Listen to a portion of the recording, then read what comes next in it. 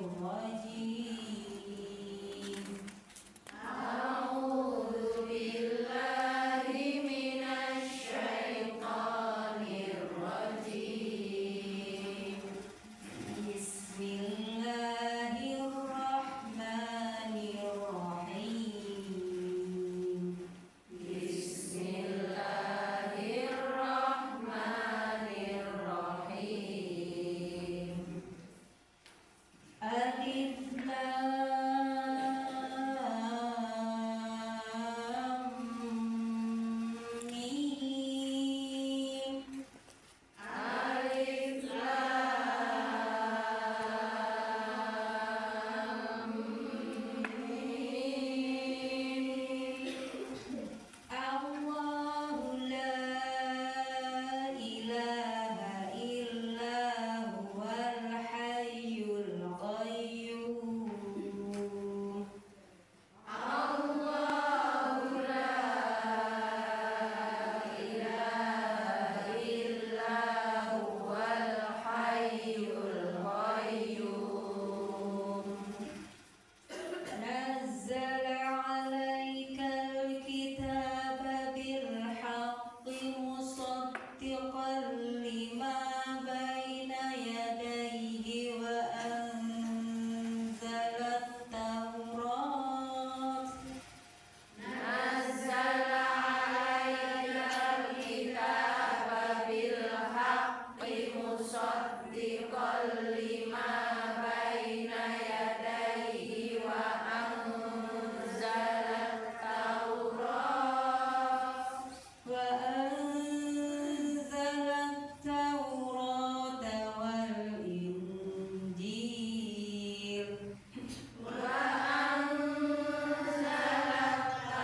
التوراة والإنجيل من قبل هدى للناس وأنزل الفرقان من قبل هدى للناس وأنزل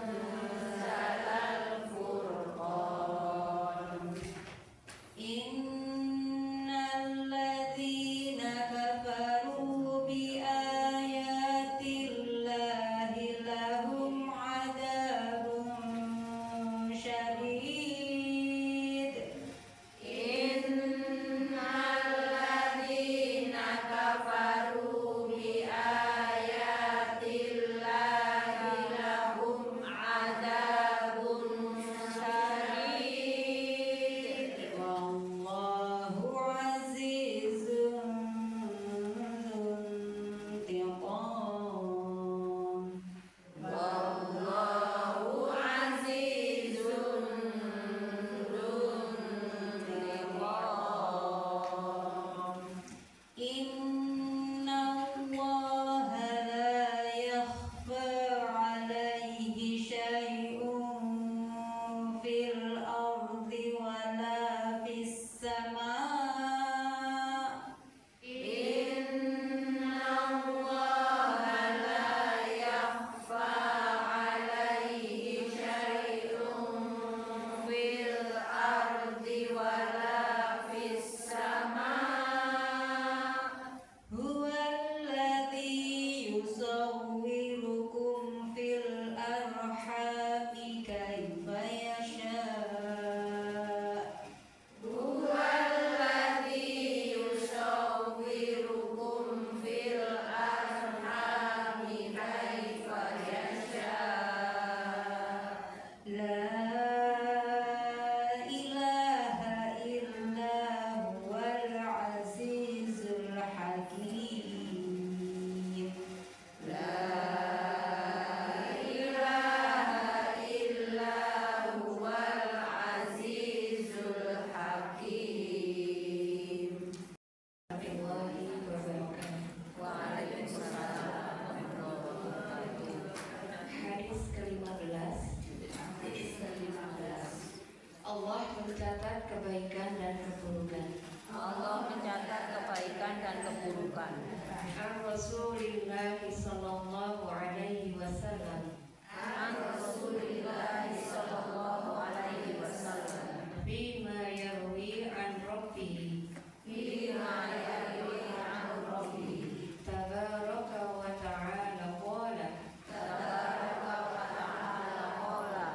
Innallaha katabal hasanah Innallaha katabal hasanah wasayyi'ati summa baina kadzalika wasayyi'ati tsumma baina dzalika faman hamma bihasanatin fahamma bihi falam ya'malha falam ya'malha kataballahu kataballahu tabaraka tabaraka wa ta'ala wa ta'ala indahu hasanatan kamilatan wa in hamma biha fa'amilaha katabahallahu asra hasanatin ila sab'i ila sab'ini ila sab'i mi'ati ila sab'ini dhifin dhifin ila ad'afin katsiratin wa in hamma bisayyi'atin falam ya'malha katabahallahu indahu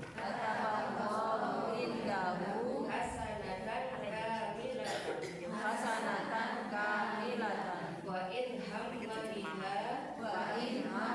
biha fa'amilaha wa katabahallahu sayyi'atan wahidah muttafaqun alaihi. Rasulullah Shallallahu Alaihi Wasallam meriwayatkan dari Tuhannya Shallallahu Alaihi Wasallam, sesungguhnya Allah mencatat kebaikan dan keburukan.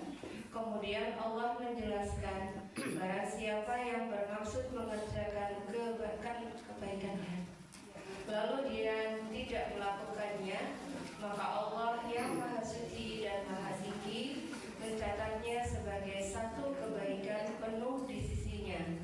Jika ia bermaksud untuk melakukan kebaikan lalu dilakukannya, Allah mencatat baginya 10 kebaikan sampai 700 lipat.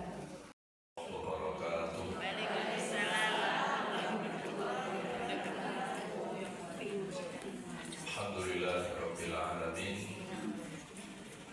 Alhamdulillahilladzi anzala al-Qur'ana fi syahri Ramadanil mubarak. Ahmaduhu wa nasta'inuhu wa nastaghfiruh wa na'udzu billahi min syururi anfusina wa min sayyiati a'malina. Man yahdihillahu fala mudilla lahu wa man yudlil fala hadiya lahu. Asyhadu an la ilaha illallah wahdahu la syarika lahu wa asyhadu anna Muhammadan abduhu wa rasuluh. Allahumma salli wa sallim wa barik ala nabiyyina Muhammad wa ala alihi wa ashabihi wa man sara ala sunnatihi ila yaumiddin.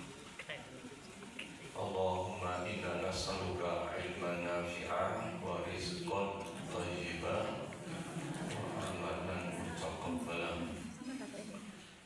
Allahumma a'inna ala dzikrika wa syukrika wa husna ibadatik. Ibu yang dirahmati Allah Subhanahu wa Ta'ala,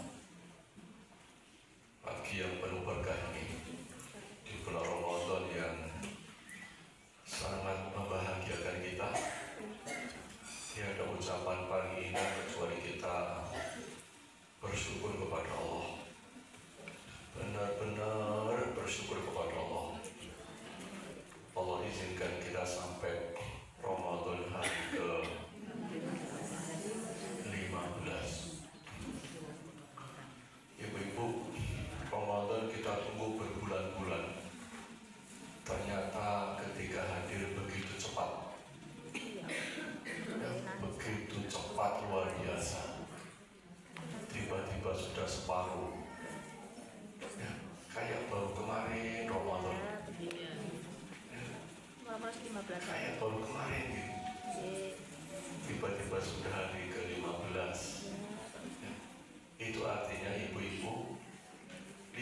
hari berikutnya itu juga sangat cepat.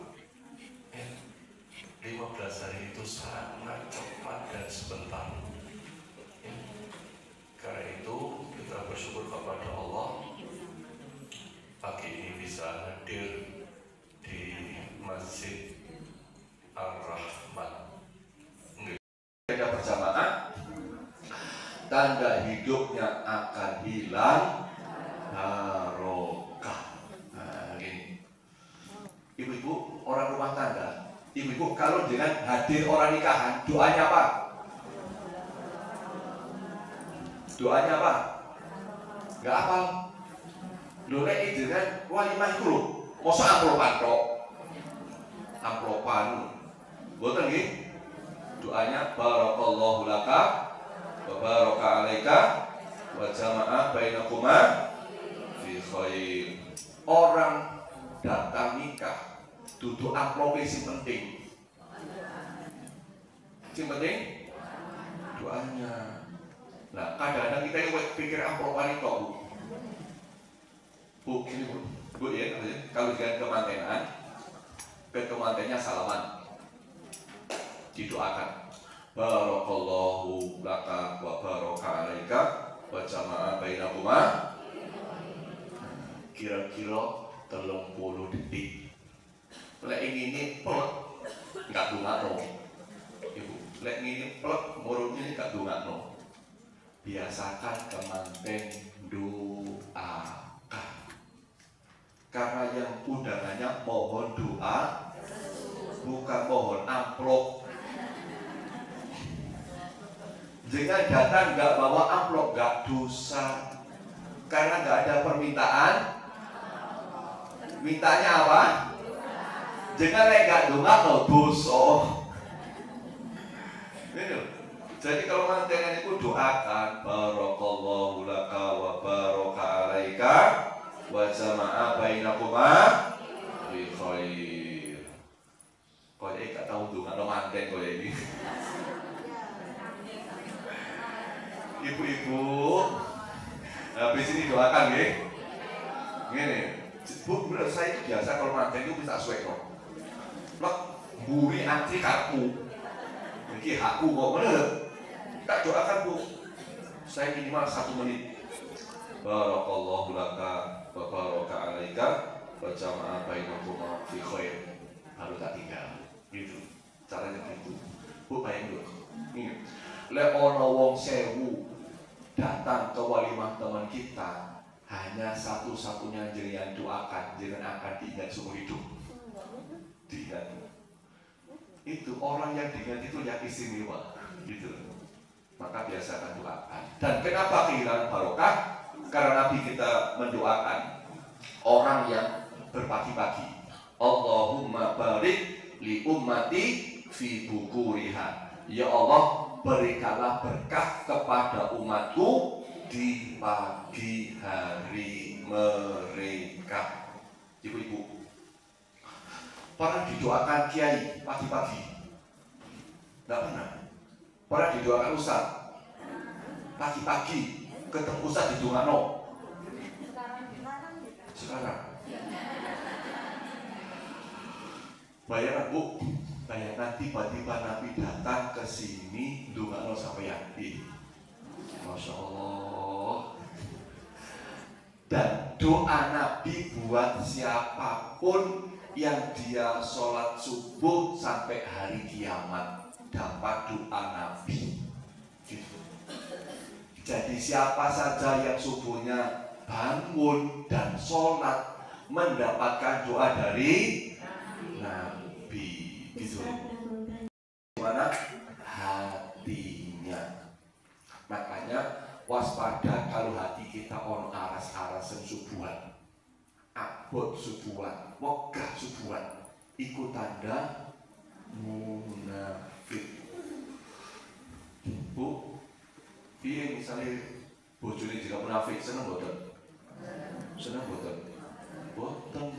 Sama suami kita nggak suka kalau punya istri munafik. Munafik tidak hanya soal ngomong ngomong bohong, tidak hanya dusta, tidak hanya khianat, tapi kalau sholatnya males, aras-arasan, munafik. Dan anak kita jangan sampai jadi anak munafik. Dan itu berat, ya. Nah, sampai Nabi mengatakan tidaklah orang meninggalkan sholat jamaah kecuali orang munafik. Bayangkan, munafik. Na'udzubillah min dzalik. Sampai ulama dulu mengatakan, sungguh apabila kita tidak melihat seseorang menghadiri sholat isya dan fajar, subuh maksudnya, maka kami berprasangka buruk terhadapnya. Orang soleh dulu, kalau lihat orang nggak sholat jamaah isya dan subuh, mereka berprasangka buruk kepadanya. Sampai segitunya. Karena ini kunci utama, tanda utama keimanan seseorang. Maka jangan sampai kita meninggalkan sholat subuh. Na'udzubillah min dzalik. Nah, beliau katakan lagi, jika subuhnya tiada peduli, tanda iman menghampiri mati. Tanda iman mati itu ketika tak subuhan. Tanda iman mati ketika tak subuhan. Maka ibu-ibu, kata beliau mengatakan, jika ingin melihat orang Islam, maka lihatlah ketika hari raya Idul Fitri. Tapi jika mau melihat orang beriman, maka datanglah ke masjid ketika sholat subuh. Nah, itu tanda iman itu sholat subuh, ya. Dan lelaki sejati adalah lelaki yang bisa bangun pagi sendiri sebelum sholat subuh tegak berdiri. Itu lelaki. Maka ibu suruh suami jenengan, anak-anak lakinya sholat subuh di masjid, ya, suruh mereka. Kenapa? Sholat subuh itu bukan soal alarm. Kenapa? Jam alarm hanyalah sarana. Karena yang membangunkanmu untuk sholat subuh adalah imanmu, bukan alarmmu. Ibu-ibu, tahu-tahu di rumah dikasih alarm berkali-kali, muni dipateni, muni maneh pateni maneh, muni maneh pateni maneh. Walaupun dia setel tiap 5 menit 10 kali gitu, nggak akan bangun kalau nggak ada iman. Karena itu alarm nggak penting. Walau dikai beker sak banter-banteri, tetap gak tani. Karena yang penting itu soal iman. Maka ibu-ibu, ini bu, kalau ada alarm nggak apa-apa. Caranya gini bu, tak kasih tahu caranya. Di alarm nggak apa-apa, tapi nanti habis di alarm, HP-nya ditaruh yang jauh. Oke? Supaya apa? Ngadeg. Jadi sebelum ke masjid sudah mandi. Wis aduse telah bagus kacau pagi itu, kacau. Maka biasakan mandi. Saya sama bu, saya itu bangun ya mandi dulu. Kalau anak saya boleh mandi hangat, kalau saya mandinya dingin. Itu sehat, seger, semangat. Nah itu ya. Apalagi malam nggak dingin bu. Kayak batu kan dingin tuh. Tapi enak. Apalagi malam nggak dingin ya. Maka biasakan bangun. Nabi itu sebelum subuh bangun dan mandi.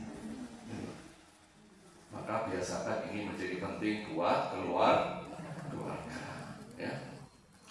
Yang ketiga kata beliau, ya, jika subuhnya didahului dengan sunat, maksudnya sholat sunnah, pasti seluruh dunia beserta isinya dia dapat.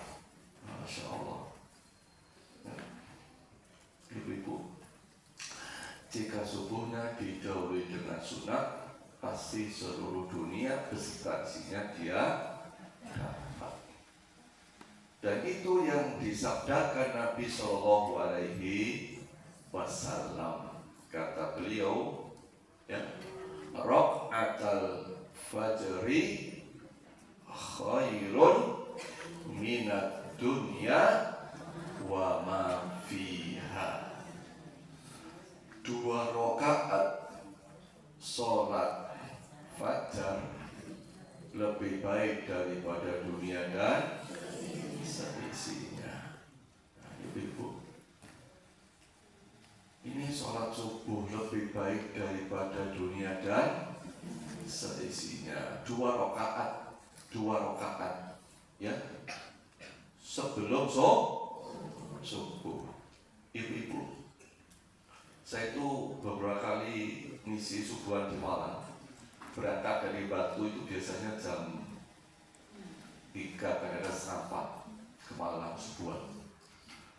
Dan seringkali ibu-ibu saya jumpai di Batu itu, saya nggak di Malang, di Batu itu ada tukang sapu jalan itu, trotoar itu, yang berangkatnya jam 3. Baiklah, ada ibu-ibu juga kayak jeneng ini. Jadi ibu-ibu, bapak-bapak nyapu pinggir jalan sebelum subuh, jam 3, jam setengah 4 sudah di jalan nyapu.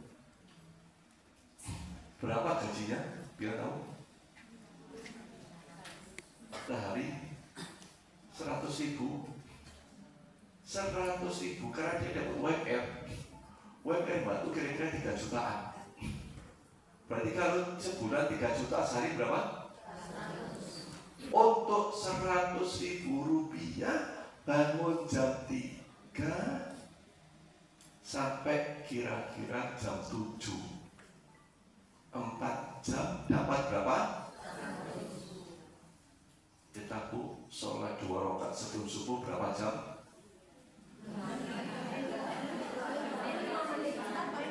Berapa? 5 menit. Baca apa yang 5 menit ini? Ya paling mentok 3 menit. 2 menit ya. Ina atau ina? Ulhu favorit. Banyak kan ibu-ibu, cuma 3 menit, bukan 100.000, tapi mendapatkan. Masya Allah. Ini kalau ada orang nggak mau sholat 2 rakaat itu rugi besar, rugi besar.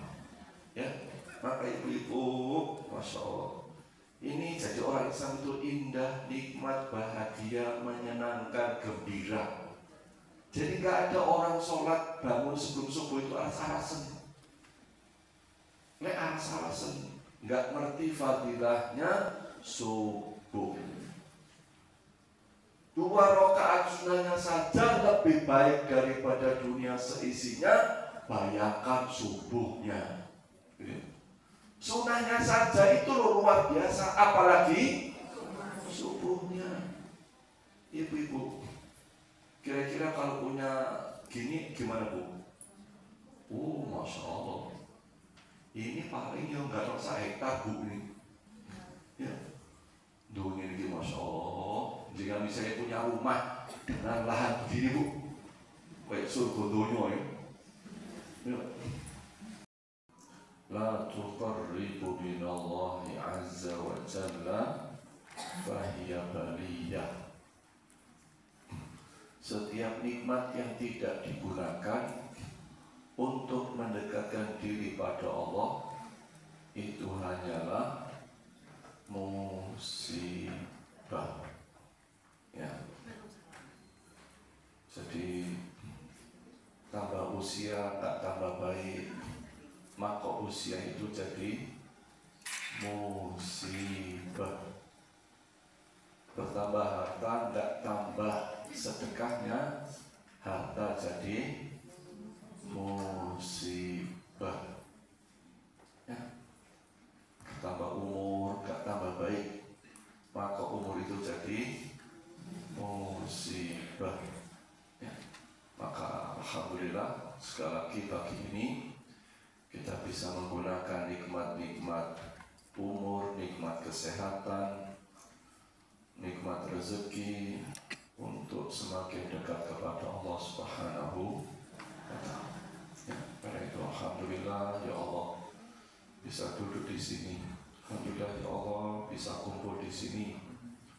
Alhamdulillah ya Allah ketemu orang-orang baik. Mudah-mudahan kita semua nanti ketemu bertetangga di surga. Ibu-ibu yang berbahagia, bahasan kita pagi ini soal subuh, soal sholat subuh. Ada seorang ulama yang bernama Buya Hamka. Nah, ini orang Islam se-Indonesia pasti tahu. Materi kita kali ini insya Allah seputar nasihat Buya Hamka tentang subuh. Nah, beliau ini seorang ulama, seorang sastrawan, ya, dan sastranya luar biasa, ya, nasihatnya luar biasa. Nah, pagi ini kita ingin mendengar beberapa nasihat beliau tentang sholat subuh. Bahagia dikatakan dalam puisinya itu, ya, kata beliau, jika subuhnya senantiasa dipelihara, jika subuhnya senantiasa dipelihara, itu tanda akan selamat dari neraka. Berarti ya, jika subuhnya senantiasa dipelihara, itu tanda akan selamat dari neraka. Bila katakan kedua, jika subuhnya tiada ditinggal, Allah melindunginya dari segala arah. Ketiga, beliau katakan jika subuhnya didahului dengan sunnah, pasti seluruh dunia beserta isinya dia dapat. Jika subuhnya bergelap-gelap menuju musola, di kegelapan akhirat ia dapatkan cahaya. Jika subuh hingga awal duha esok berwirid pula, mendapatkan pahala umroh dan haji sempurna. Namun jika subuhnya tiada dijaga, maka pada wajahnya tiada cahaya. Jika subuhnya sengaja terlupa, tanda imannya tiada bernyawa. Jika subuhnya terasa berat, tanda munafik sudah mendekat. Beliau katakan lagi, jika subuh tiada peduli, tanda iman menghampiri mati. Jika subuhnya tiada berjamaah, tanda hidupnya akan hilang barokah. Jika subuhnya tiada ke masjid, tanda imannya ada penyakit. Jika subuhnya selalu terlewat, tanda imannya semakin cacat. Jika subuhnya diakhiri di akhir waktu, tanda iman semakin kelabu. Jika subuhnya hari sudah siap, tanda rezekinya sudah hilang.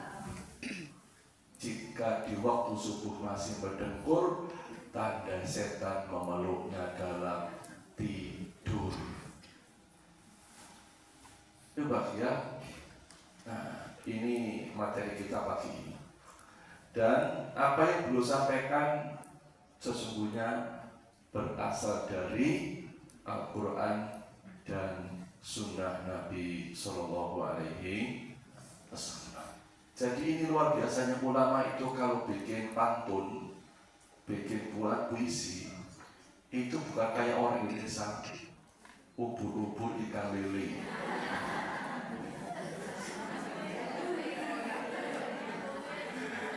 Ayo boleh li. Itu orang sekarang bikin pantun gak manfaat. Ya Allah, di dalam jaminan Allah, dalam perlindungan Allah, dalam penjagaan Allah. penting penjagaan Allah, perlindungan Allah. Ya. Karena ibu-ibu yang berbahagia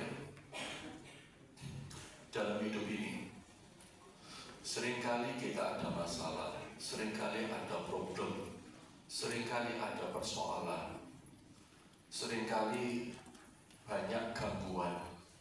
Tapi demi Allah, tidak ada yang menjaga terbaik kecuali Allah. Tidak ada penyelamat terbaik kecuali Allah. Maka seringkali kita membaca ayat, ibu-ibu, Fallahu khairun hafidha wa huwa arhamur rahimin. Surat Yusuf 64. Maka Allah adalah sebaik-baik penjaga dan Dia adalah Maha Penyayang di antara para penyayang. Kalau orang sudah disayang Allah, orang sudah disayang Allah, maka biasanya dikasih. Kalau tidak dikasih, pasti karena sayang. Maka beruntunglah orang-orang yang disayang oleh Allah. Maka hidup ini yang penting kasih sayang dari Allah. Maka yakinlah ibu-ibu rahimahumullah, tidak ada pelindung, penjaga, penjamin terbaik kecuali Allah Subhanahu wa Ta'ala. Sehingga kita seringkali katakan hasbunallah ni'mal wakil, ni'mal maula, wa ni'mal nasir. Itu seringkali kita ucapkan untuk meyakinkan diri kita bahwa sesungguhnya sebaik-baik penjaga, sebaik-baik pelindung adalah Allah. Dan ketika keluarga kita ingin dilindungi, dijaga, diselamatkan sampai di akhirat, sampai di surga, jadi keluarga bahagia, maka harus menjaga sholat subuh. Karena itu orang menikah, berumah tangga, rumusnya sehidup semati loh. Sehidup sesurga. Jangan sehidup semati, Bu. Oke? Ibu-ibu tahu sehidup semati? Tahu dari kisah apa begitu, Bu? Romeo Juliet, Bu. Tahu Romeo Juliet? Pernah ketemu? Ibu-ibu, sehidup semati itu berasal dari kisah tragis, kisahnya Romeo Juliet, kisah mengerikan, kisah mengenaskan. Bayangkan, Bu, Romeo Juliet itu ibu-ibu ketika ketemu dua remaja ini, kemudian saling senang, akhirnya janji sehidup semati dan tertunaikan sempurna. Ketika akhir kehidupan keduanya, Romeo mati bunuh diri, Juliet mati bunuh diri. Akhirnya muncul kalimat sehidup, hidup bareng, mati paham? Itu namanya sehidup semati, Bu. Ibu-ibu, ngapunten, Bu. Nanti kalau pulang ibu-ibu, misalnya sampai di rumah jam 8, mohon maaf, misalnya suami jenengan mati, mau ikut mati? Mau ikut mati? Itu namanya nggak sehidup semati. Fusakum wa ahlikum naro. Jagalah dirimu dan keluargamu dari api neraka. Jadi kalau keluarga kita pengen terselamatkan dari api neraka, maka subuh menjadi sesuatu yang mutlak. Subuh harus selalu terjaga. Karena subuh inilah penyelamat benteng keluarga kita dari api neraka. Maka ibu rahimahullah, kita jadi orang tua harus sering-sering ingatkan anak kita untuk senantiasa sholat subuh. Orang tua punya kewajiban mengingatkan anaknya agar sholat subuh. Ibu-ibu, anaknya kalau subuh dibangunkan deh. Kalau nggak Ramadan dibangunkan sulit. Kalau sulit diapain? Bu, diapain anaknya? Apa tambah diselimuti? Diraupi. Diraupi gak bangun?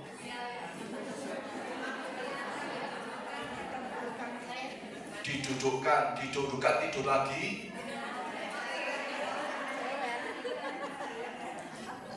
Dia apa? Seret. Dia apa ibu? Ibu-ibu yang paling keras menghukum anaknya nggak sholat subuh diapain? Jewer, gepuk.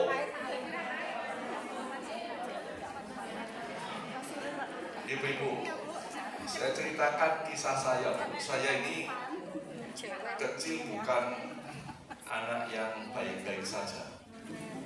Buwedik Bu Zedru. Sampai suatu saat ini Bu, bapak saya itu kalau bangun saya ini, tangi Li, enggak tangi sama bapak saya suatu saat selimutnya ditarik, didoni. Karena di ini dok, jadi selimutan mungker, betul? Bapak saya caranya dijaga, tangi, gak tangi, selimutnya ditarik, dibuat sing adoh. Orang batu dingin Bu. Saya SD tahun 83 dingin, selimutnya dibuat jauh. Ternyata saya Bu, ngono jek mungker ini. Sama bapak saya akhirnya diambilkan air, cukup banyu, biru-biru ini, tangi. Gak tangi Bu, tak gini kandok Bu, ini tur mana? Akhirnya bapak saya sudah mepet waktunya sholat subuh jamaah di masjid, saya ditinggal. Bapak saya ke masjid, pulang saya masih tidur. Sahabat saya didelok anak ijik tidur tidur Bu, karena habisnya bapak itu ke masjid, ngantuk tidur. Sahabat saya diangkat dari kasur, digendong ini, digewonan jeding, dijegur. Bayangkan Bu, saya tahun 83 kelas 3 SD kira-kira, baju masih lengkap, subuh di batu dinginnya kayak es, dijegur jeding. Kamar mandi orang tua saya dulu itu 4 kalinya meja ini. 4 kali mejanya ini. Ya. Dulu orang tua kan besar-besar kok. Ya jegur gini Bu. Bayangkan Bu, kayak apa? Itu tanda orang tua sayang, tanda orang tua cinta sama anaknya. Dan saya ini bersyukur ya Allah, alhamdulillah, biar dijegur jeding. Seandainya enggak dijegur jeding, kira-kira tadi wong embongan. Saya bersyukur. Maka ibu-ibu nggak usah terlalu mesak nih anak gak sholat subuh. Maka orang yang subuh itu perjuang, bukan sholat yang gampang. Ini pejuang, karena berat sholat subuh itu. Ya.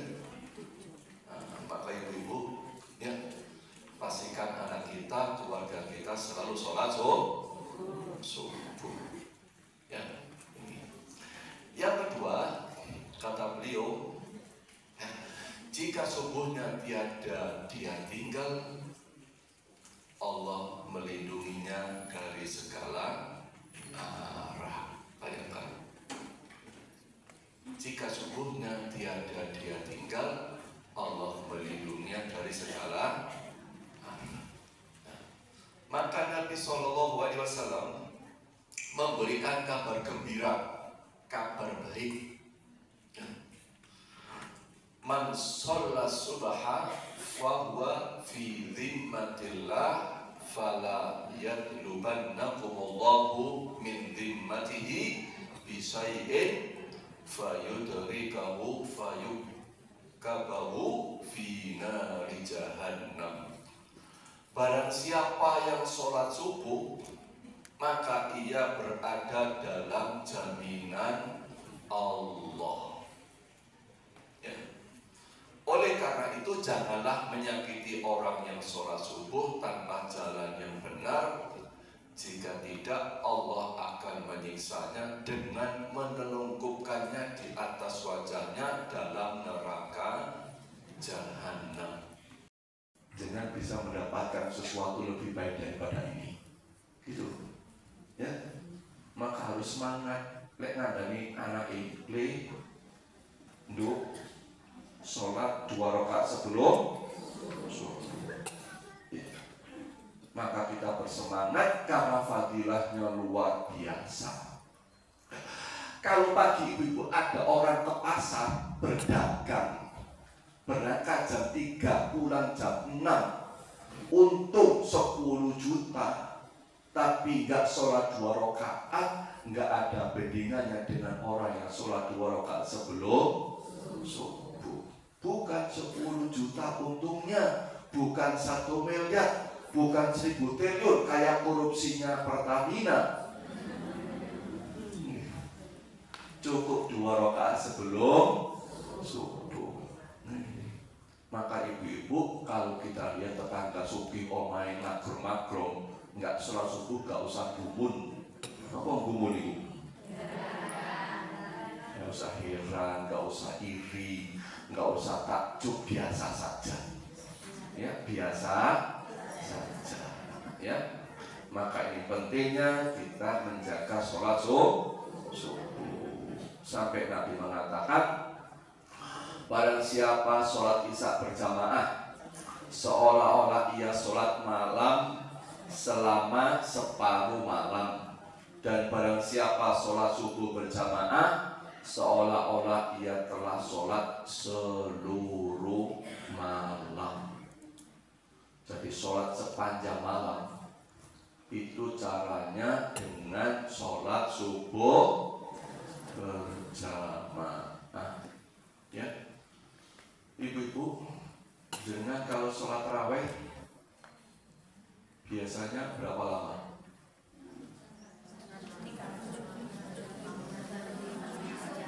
Berapa? 1 jam.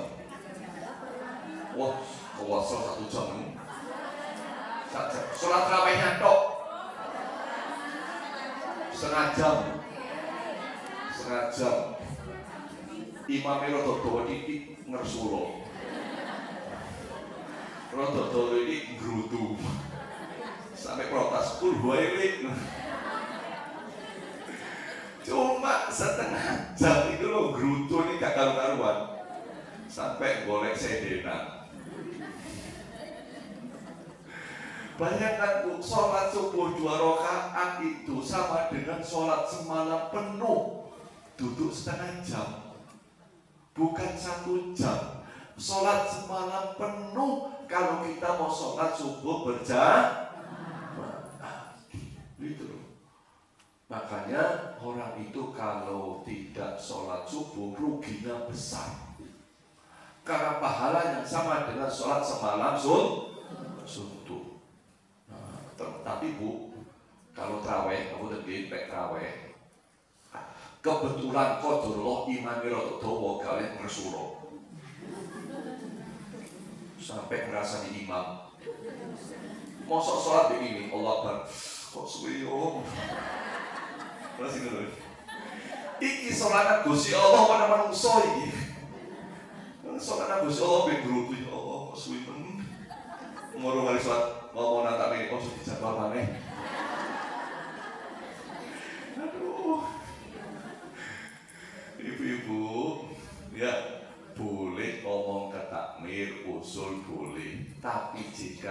saat ternyata imam itu gak oleh ngersulo. Mosok sholat Gusti Allah ngersulo. Ya. Padahal poso Bu, misalnya poso, misalnya udan adem, alhamdulillah adem. Lek panas, panas. Kan nggak boleh ngersulo toh. Piye to Gusti Allah kok panas ini? Sama Bu sholat itu, kalau imamnya ngocone ina atau ina mulu, alhamdulillah cepet. Lek pas dowo, alhamdulillah dowo pahalane luwe. Oh, gak oleh ngersulo. Ya, dinikmati saja. Boleh nanti habis sholat tarawih selesai boleh takmir. Nanti usul ya, diingatkan imamnya ojo dowo-dowo boleh. Tapi pas sholat gak oleh ngersulo. Di masjid pas sholat subuh. Ini sekali-kali masjid dikasih banner. Ini gangnya masjid Bu, dikasih banner. Banner orang sholat subuh di masjid. Cocok nih, cocok. Yang punya masjid kasih banner nih. Oke. Jika subuhnya dia datang ke masjid, tanda imannya ada penyakit. Sampai ada seorang suami, ini Bu, curhatnya suami Bu. Ini suami. Berat sekali rasanya Ustaz membimbing istri dan ibu mertua yang demikian. Yang paling anak tidak senangi adalah hal-hal buruk yang istri dan ibu mertua lakukan, seperti ibu merokok. Istri dan ibu susah bangun subuh. Bayangkan Bu, ini curhat suami pada saya. Berkata kasar, ya. Ini curhatnya seorang suami ke saya Bu. Ono bojone ditangeno angel. Moro tuane mana subuhan, ya Bu. Dari suami ini sumpek. Maka harus sholat subuh. Ibu mertua merokok, istri dan ibu susah bangun subuh. Naudzubillah. Nah, ini imannya penyakit itu. Di imannya ada penyakit. Ya. Jika subuhnya selalu lewat, tanda iman semakin cacat. Ya, tidak peduli seberapa kuat Anda masih dianggap lemah ketika tidak mampu mengangkat selimut untuk sholat subuh. Ya, tanda iman semakin kelabu jika subuh di akhir waktu. Ya, ibu, kita takon ibu, coba di kantor saya, di bawah saya, tanya, Lin, subuh kita rakaat 4 Ustaz. Ono manten kati rabi subuhi petang. Gimana jadi pemimpin rumah tangga sholat subuh saja tidak, itu berat. Ya, nah ya. Jika subuhnya hari sudah siang, tanda rezekinya sudah hilang. Kata orang Jawa, rezeki ini dicocok. Maka biasakan kita sholat subuh. Ya, oke. Jika di waktu subuh masih menengkur, tanda setan memeluknya dalam tidur. Dan tidur itu dikeloni bojone, dikeloni setan. Mulai subuh datangi, ojo jauh kelon bojone. Sing keloni duduk bojone sapa? Setan. Jijik dong, ngeri Bu. Sampai Nabi mengatakan setan itu bermalam di rongga hidungnya. Diurungi ono setan. Sampai ono Nabi katakan digencingi setan. Di opo kok di telinga Nabi katakan kangel di tangeno. Di tangeno kangel sampai digencingi setan. Bu, iki lho, telingane dadi jamban, terus jamban. Apa jamban itu? WC. Lelek sak sholat subuh itu telingane dadi WC ini sapa? Setan. Ya. Ono WC ini setan gini. Ya, jangan sampai nggih. Saya kira ibu bahagia. Lebih dari 10 menit ya. Cukup bisa bergelap-gelap menuju mushola. Di kegelapan akhirat ia dapatkan cahaya. Masya Allah. Ini bukan ubur-ubur, ubur-ubur ikan lele. Saya juga nggak tahu loh, saya itu tekondi ono. Saya juga pernah lihat TV, nggak pernah. Ya. Nah, berarti ya. Apa kata Nabi tentang cahaya di akhirat? Beliau selalu menyampaikan kabar gembiranya. Ya. Basyiril masya'ina fi dhulam ilal masajid bin nuri tammi yaumal qiyamah. Berikanlah kabar gembira bagi mereka yang berjalan pada kegelapan menuju masjid bahwa mereka mendapat cahaya yang sempurna pada hari kiamat. Nah, jadi kalau kita suka ke masjid, anak kita ke masjid, suami ke masjid di waktu subuh, di akhirat dapat cahaya sempurna. Ya, cahaya sempurna. Maka sholat subuh ini harus menjadi kebiasaan kita, ya, menjadi kegembiraan kita. Kenapa gembira? Ya Allah, saya ingin dapat cahaya. Ya Allah, saya ingin dapat cahaya di hari kiamat. Karena orang ibu-ibu,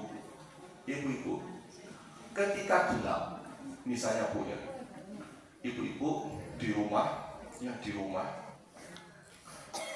wis menjelang subuh kate sahur. Dikelilingi meja gini, anak, istri, suami lungguh di keliling meja makan mau sahur. Ono sate, ono gulai, ono macam-macam. Enak deh. Enak. Tiba-tiba lampu ini mati, mati. Si digoleki sate ini apa cahaya nih? Mikir lampu apa sate? Lampu apa sate? Lampu sih dipikir duduk sate ini. Ini loh. Kate goreng sate, tangannya nyemplung gulai ya. Untung gulai duduk sambal kan? Gitu. Maka orang hidup seenak-enaknya makanan, dia dicari cahaya dulu gitu. Kemana-mana dia dicari cahaya, jalannya dicari terangnya gitu. Kenapa? Kalau terang jalan, orang jeglongan selamat gitu. Makanan orang cahaya, oh iki pedes, iki sate, iki tempe, milih di karena ada cahaya gitu. Di akhirat yang kita butuhkan pertama kali cahaya. Nah itu. Dan itu kita dapatkan kalau kita istiqomah ke masjid berjamaah. Maka my subuh, my adventure. Nah itu. Gagah lagi itu. Rumah tangga yang gagah gini. Ya. Jangan bicara Islam tinggi-tinggi kalau subuhmu belum di masjid. Lek ngomongi dhuwur-dhuwur tampine kesampluk pesawat. Nih. Wes ngomong sederhana, subuh ae sing penting. Lek subuh beres, yang lain beres. Gitu Bu. Ini penting kan ya. Maka ngaji ora usah dagi-dagi yo. Ora usah ruwet-ruwet. Sing gampang-gampang urusan sholat subuh. Ini kuncinya ya. Kemudian berkatakan lagi, jika subuh hingga awal duha isyraq berwirid pula mendapat pahala umroh dan haji sempurna. Masya Allah. Insya Allah jadi siapa loh? Apa lagi saya ibu? Ya. Siapa yang mengerjakan sholat subuh dengan berjamaah di masjid, lalu dia tetap berdiam di masjid sampai melaksanakan sholat duha, maka ia seperti mendapat pahala orang yang haji dan umroh secara sempurna. Ya. Hadis yang lain yang sama, Nabi katakan, barang siapa yang melaksanakan sholat subuh secara berjamaah, lalu duduk sambil berzikir pada Allah hingga matahari terbit syuruk, kemudian ia melaksanakan sholat 2 rakaat, maka ia memperoleh pahala haji dan umroh. Beliau bersabda, sempurna, sempurna, sempurna. Ibu, jadi caranya sholat subuh berjamaah di masjid, berdiam zikir, atau melakukan kegiatan manfaat, baca Quran, pokoknya yang baik-baik saja di masjid. Kemudian ketika matahari setinggi tombak, kira-kira 10-15 menit, sholat 2 rakaat. Nah, caranya gitu nih. Haji berapa? Berapa? 60. Aslinya itu 94 juta. Bukan 60-an, Bu. 94 juta, Bu. Orang haji itu.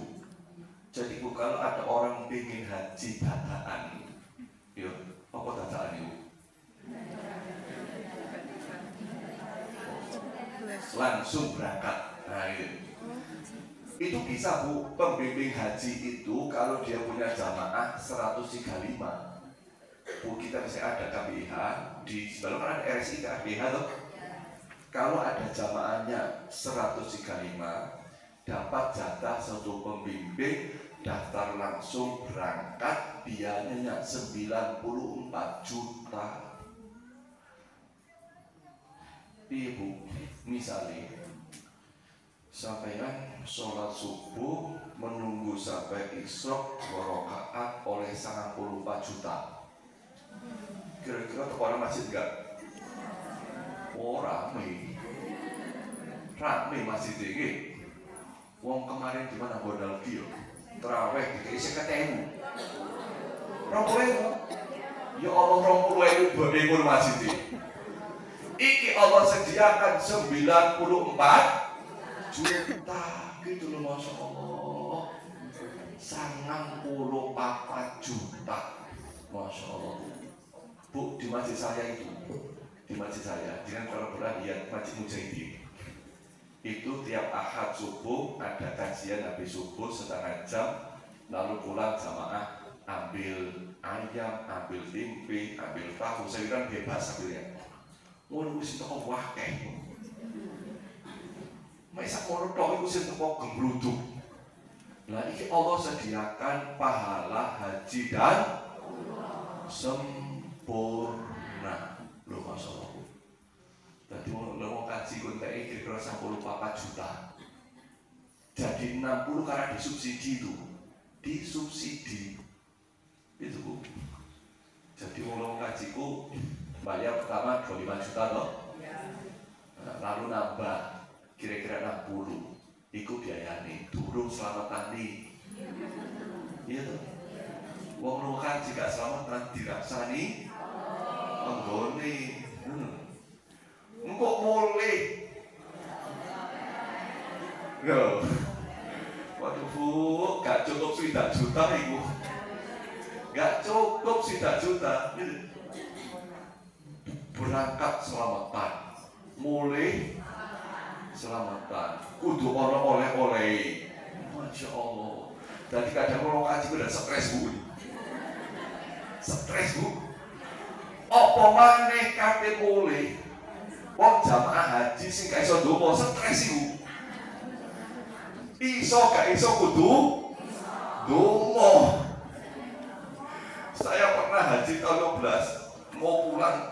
Parit tolong diburi domone. Ya Allah gitu Bu.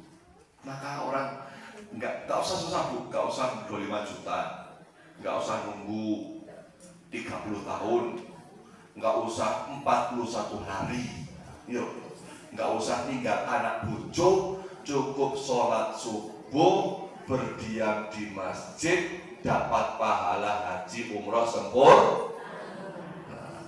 Buat ibu-ibu kalau bisa ke masjid, kalau nggak bisa di rumah nggak apa-apa, pahalanya sama. Oke, Karena ibu-ibu itu wanita, boleh sholat di masjid, boleh sholat di rumah.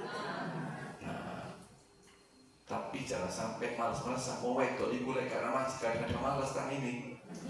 Nggih lho? Iku. Wis abane sih. Saksi. Maka supaya semangat, ya salah satunya jamaah di masjid. Lek gak jamaah, apa sih jam ini jadi iso. Ini akhirnya males. Oke, bagian. Namun kata beliau, ya, jika subuhnya tiada dijaga, maka pada wajahnya tiada cahaya. Ya, jadi kalau subuhnya tiada dijaga, maka pada wajahnya tiada cahaya. Nah, untuk bilang minta ibu-ibu, karena pada hari kiamat itu sekali yang penting kita ada cahaya, tenang hidup. Ya? Maka pastikan kita senantiasa sholat subuh. Beliau katakan lagi, jika subuhnya sengaja terlupa, tanda imannya tiada bernyawa. Kenapa? Ketika kau berulang kali meninggalkan sholat subuh, itu artinya bukan tubuhmu yang tidur, namun imanmu yang tertidur. Jadi yang tidur bukan tubuhnya tapi imannya. Dan waspadalah ketika ia tak terbangun lagi. Na'udzubillah. Karena tanda-tanda orang kafir itu meninggalkan sholat. Ya, tanda orang kafir itu meninggalkan. Ya. Ibu-ibu hati-hati. Ya. Orang itu pertama kali meninggalkan dosa itu, nggak ujuk-ujuk meninggalkan. Dikit meremehkan, akhirnya ditinggalkan. Gitu. Orang kalau masih sholat ya. Orang kalau meninggalkan sholat karena malas, dia dosa. Ya, dia dosa. Tapi kalau dia meninggalkannya karena tidak yakin ini sebuah kewajiban, rukun Islam, hukumnya kafir. Lek si males, hukumnya